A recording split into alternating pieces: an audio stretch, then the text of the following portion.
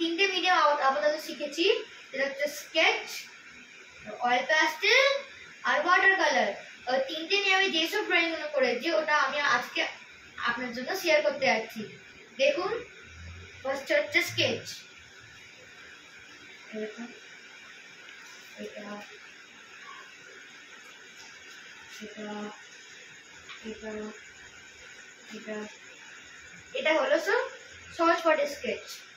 এবার হলো আমার সেলফ পোর্ট্রেট। দেখুন, এটা আমি আমার নিজের সেলফ পোর্ট্রেট এঁকেছি। এটা আমার ভাইয়ের পোর্ট্রেট।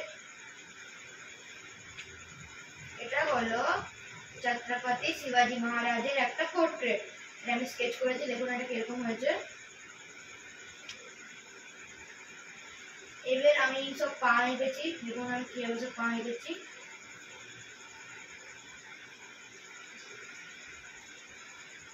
আর স্কেচ নেই। এবার হচ্ছে অয়েল প্যাস্টেল। অয়েল প্যাস্টেলের ফার্স্টে আসছে এটা রবীন্দ্রনাথ ঠাকুরের, তারপর একটা এটা করেছিলাম, আবার তারপর একটা কম্পোজিশন, আবার তারপর একটা টাইগারের পোর্ট্রেট, আবার তারপর একটা নাইট সিনারি। এবার আছে আমার অ্যালবাম। অ্যালবামও সব অয়েল প্যাস্টেলে আছে, আর একটা শুধু ওয়াটার কালার আছে। দেখুন, এটা হলো কৃষ্ণের পোর্ট্রেট, এটা হলো বুদ্ধের পোর্ট্রেট, এটা হলো সেভ এনার্জি সেভ আর্থের একটা কম্পোজিশন করেছিলাম। দেখুন, এরপরে আছে সান্টা ক্লসের পোর্ট্রেট, তারপরে আছে একটা ওয়াটার কালারের কম্পোজিশন,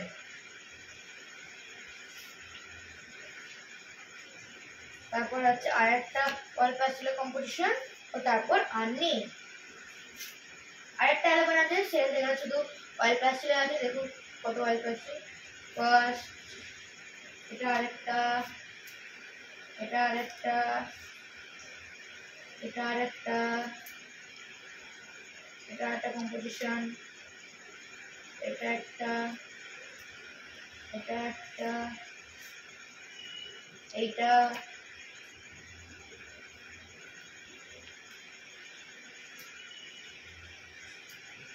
এটা একটা, ও আর নেই। এবার অয়েল প্যাস্টেল শেষ হয়ে গেল, লাস্টে আসছে ওয়াটার কালার। ফার্স্ট আছে মহরমের ড্রয়িং, এটা করেছিলাম, এবং তারপর আসছে আরেকটা ড্রয়িং, এবং তারপর একটা ছেলের পোর্ট্রেট।